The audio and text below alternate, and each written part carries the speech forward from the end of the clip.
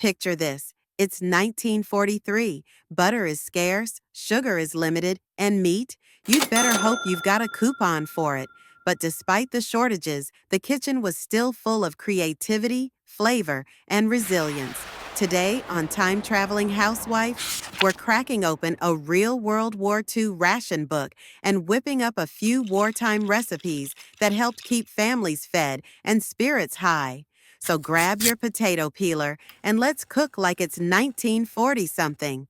During World War II, rationing wasn't just a suggestion, it was a way of life. In the US and the UK, nearly everything was rationed: sugar, meat, fats, even coffee. But housewives across the world didn't let that stop them from putting dinner on the table.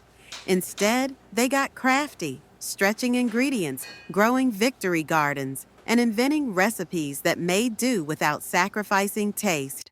Let's try a few. First up, potato scones. These were a staple when flour was scarce, and every bit of potato was precious. Here are the ingredients you will need: 1 cup mashed potatoes, 1 cup flour, 1 teaspoon salt, and optional you can try some butter or oil for pan frying. These come together super fast and cook in a pan, not the oven, because sometimes electricity was rationed too.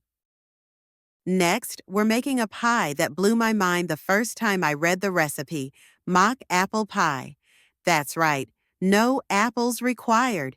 This genius recipe used Ritz crackers, sugar, cinnamon, and lemon juice to recreate the flavor of apple pie without any actual fruit. And guess what? It tastes shockingly real.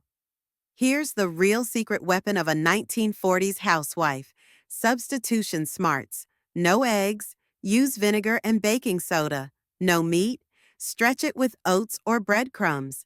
No fresh milk, enter the beloved powdered milk. It wasn't always glamorous, but it was resourceful. And that's something worth celebrating. This may not be a five-star pastry, but it's full of flavor and even more full of history. Cooking during World War II wasn't just about feeding your family. It was about hope, community, and creativity in the face of hardship. And today, we can learn a lot from that kind of kitchen magic. Would you try a wartime recipe in your modern kitchen? Let me know in the comments. And if you want more vintage kitchen adventures, make sure to like, subscribe, and ring that bell for more time traveling episodes. Until next time, keep your pantry full and your apron fabulous.